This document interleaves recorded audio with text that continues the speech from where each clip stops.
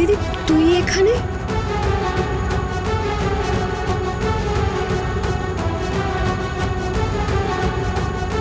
বিদ্যা তুমি এত রাতে কোথা থেকে এলি? হাতে তো কোনো লাগেজ নেই। কি হয়েছে বিদ্যা?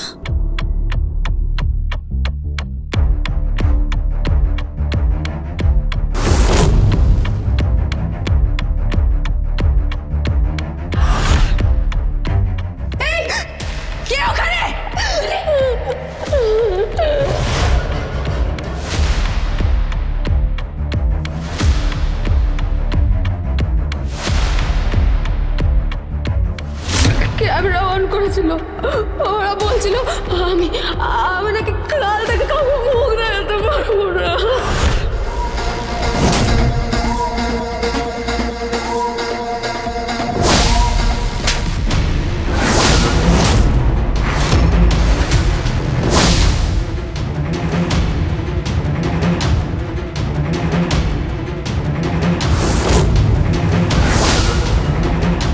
তুমি ওকে মারলে কেন বলো?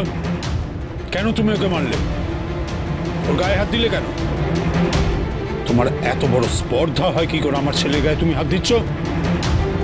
তোমাকে বলেছিলাম তো যে এই মেয়ে আমার ছেলেকে একেবারে সহ্য করতে পারে না, বলেছিলাম। কত বড় স্পর্ধা! আমাদের সকলের সামনেও আমার ছেলের গায়ে হাত তুলছে। চড় মারলি কেন? তুই ওর গায়ে হাত দিলি কেন? কি হয়েছে বিদ্যা, তুমি ওকে মারছো কেন? কি হলো? কথা বলো, কথা বলছো না কেন? কি রে, তুই ওকে মারলি কেন? বলবি তো? এত রাতে এখানে এসে তুই ওকে মারলি কেন? এটা তোমার ক্লাসরুম নাকি? হ্যাঁ, এইসব করতে গেলে তোমার ক্লাসরুমে যাও। কেন এসছো এ বাড়িতে? এ বাড়িতে আর ঢুকবে না তুমি। শুনতে পাচ্ছ না? কি হলো? তোমাকে কি বলা হচ্ছে? তুমি এ বাড়িতে আসবে না, শুনতে পাচ্ছ? কি বলছে শুনতে পাচ্ছ না? কোনোদিনও রাখি পরাতে দিসনি,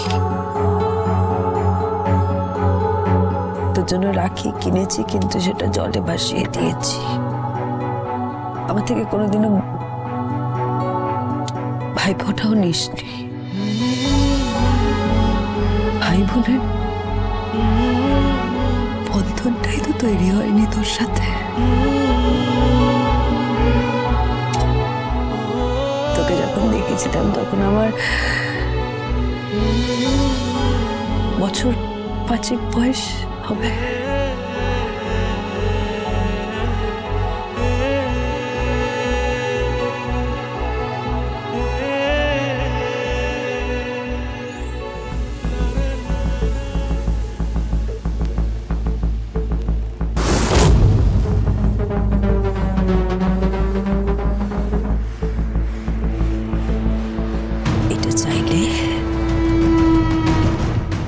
পুলিশ স্টেশনে গিয়ে দিয়ে আসতে পারতাম, কিংবা পরিবারের সবার সামনে। প্রফেসর বিদ্যা ব্যানার্জি, সোম থেকে রবি প্রতিদিন রাত 8:30টায় স্টার জলসায়, জিও হটস্টারে।